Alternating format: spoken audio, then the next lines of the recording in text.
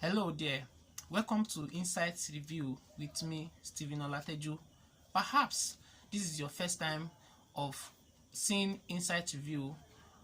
Thank you very much, for joining in and for taking your time to even see this video up to this moment. I appreciate it.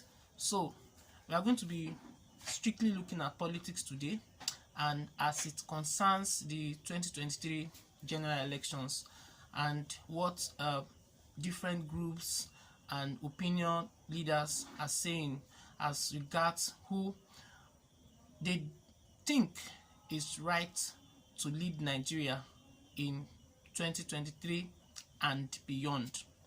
Now, everybody understands that the major issue that has bedeviled Nigeria over the years is poor leadership.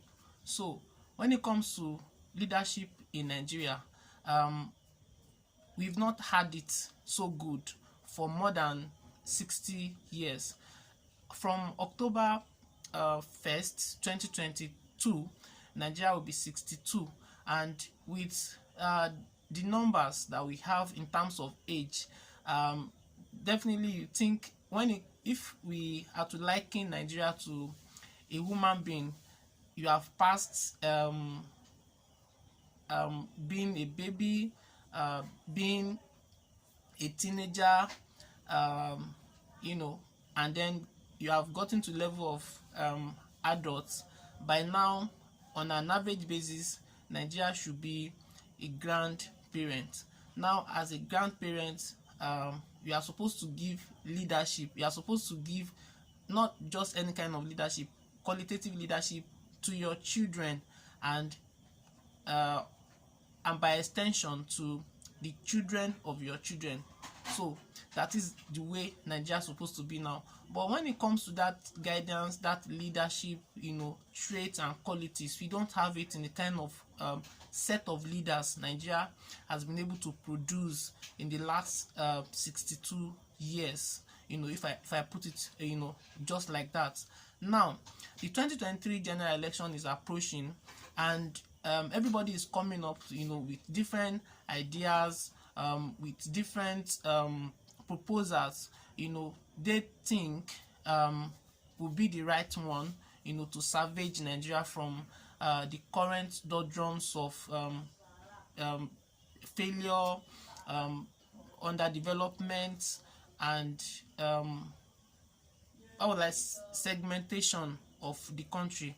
Now, when I talk about segmentation of the country, and generally, it just means that Nigeria is being segmented, and some people are pushed backward, while some people, take the front road, thinking that Nigeria belongs to them. And if you want to do what we call nationalism politics, kind of, everybody should participate. As far as you are called a Nigerian, you are supposed to participate in seeing how the country can get to the rightful position when it comes to Committee of Nations. That is not what we are having currently. So we also want to look at, in 2023, what kind of leader should Nigeria vote for. Recently, the Northern Elder Forum (NEF) came out to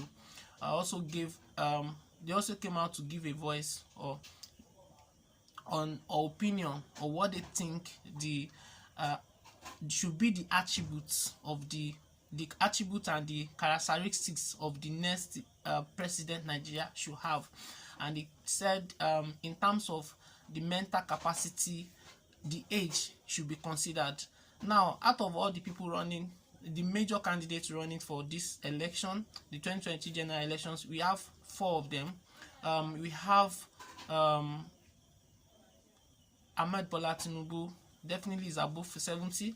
We have Atiku Abubakar, is above 70, and we have Peter Obi, who is over 60, and we have Kwakwanso. Kwakwanso, according to the structure of the table now, in terms of the popular opinion, is number 4. And that is not what I want to delve into.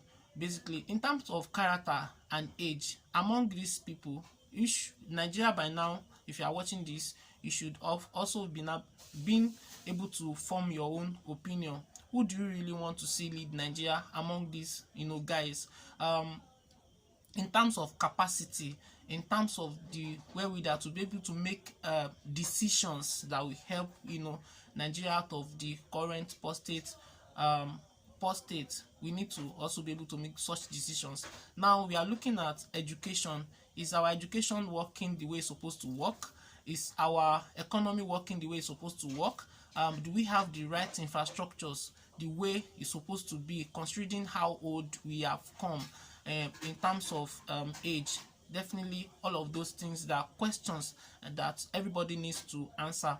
Now some people are saying that if you are a youth in Nigeria and you are supporting some candidates, you should also be checked in terms of how old they are, the contributions they've made to Nigeria, contribution in sense that how much have they given to Nigeria, how much have they benefited from Nigeria. So we want to look at all of those things to be able to make our own informed decisions. I am not here to actually tell you who you are going to vote for, of course, but this is a period of enlightenment, empowering our minds as people to be able to make that right choice. So in terms of the capacity and competency we are looking at, in your own terms and direction and orientation, among the guys I listed above, who do you think should be the right person?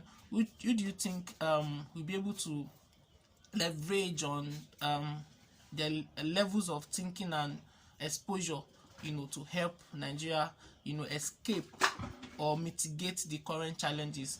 Yet we know that this problem, one of the things that happened to Nigerians when the current president of Nigeria, that's Muhammadu Buhari, came to office, or was about coming to office in 2014 through 2015, was that because of the challenges that we are facing, then we thought that once it comes on board, everything is going to, all the problems will be solved. That's not the case. I think one of the reasons he was overwhelmed, and at the end of the day, he ended up adding to the problems that he met on ground, himself and his political party. So that's the problem. So we have to now take our problems one by one, being able to structure the problem, and then being able to identify the most important things in a cadre, how it should be done. So this way I will be just stopping this edition. Definitely, if you have questions, opinions regarding some of the things you have heard me say or talk about, please do not hesitate to share with me what you think, whatever you are listening to or you are watching this edition. So it's fine. I'll be able to give response to what I think should be the right thing going forward, because I'm also a Nigerian and I'm concerned about everything that is happening in the country. So thank you very much for tuning in. I hope to come your way again very soon. I remain Stephen Olateju. Bye for now.